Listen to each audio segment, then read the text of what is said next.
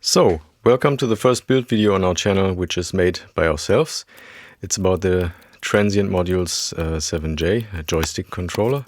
And the idea behind this whole series was to fill a demo case for demonstrating the modules which we distribute.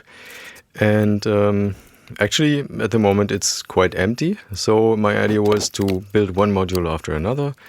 And along the way, also to get better with video, because it was never my focus. Okay, the Transient 7J is quite friendly, I would say. The build guide is pretty solid. The solder pads are big enough. It's quite easy. It's manageable for beginners.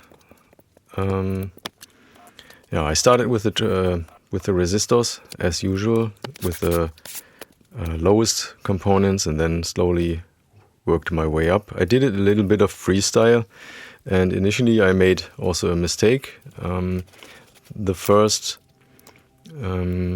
resistors, which come belted, I thought it was only one value, but actually it was two values. So in the end, I had to replace two resistors. But that was no big thing. So, and then after the resistors, I did the diodes. Smaller ones and bigger ones. These have a polarity.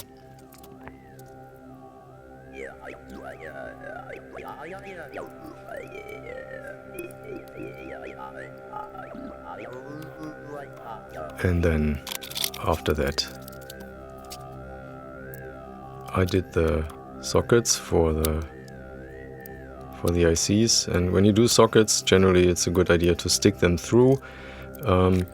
Just solder 1 or 2 points of each at first, so then you still have the possibility to correct it, and then if everything is fine, then you can do them all. And they have a polarity. This little notch has to align with the silkscreen print and also with this notch on the actual IC later. Okay, then in the next step I did the non-polarized capacitors. The build guide is quite clear in this.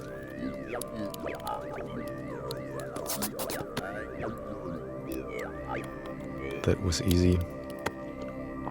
And then the polarized capacitors.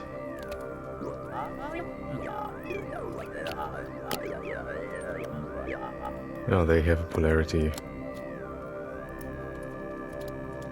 And then I did the voltage regulators. They also have a polarity, look like transistors, but they are not. And then in the next step I did the power header, the angled one, and there's also important that it really aligns with the PCB. And then in the next step, the pin headers, which connect both PCBs, top and bottom, together later.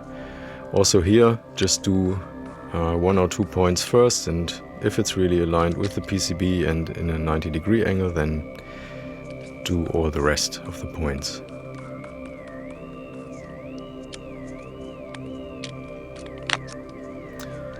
And then I did the screw and the spacer, which hold both PCBs together later.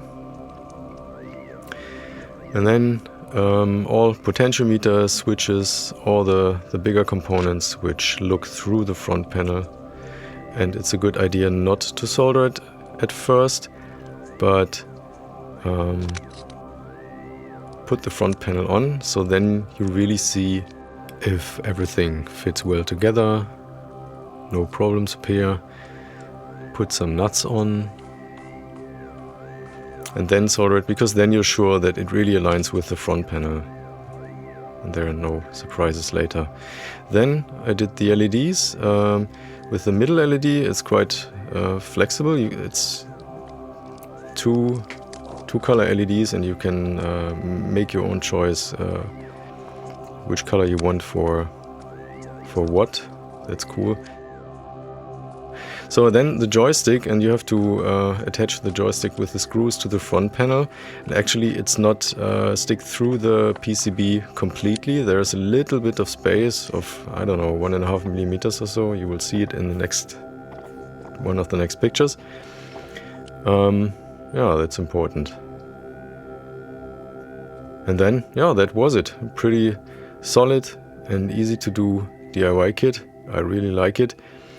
And I'm looking forward to the next ones for our demo case.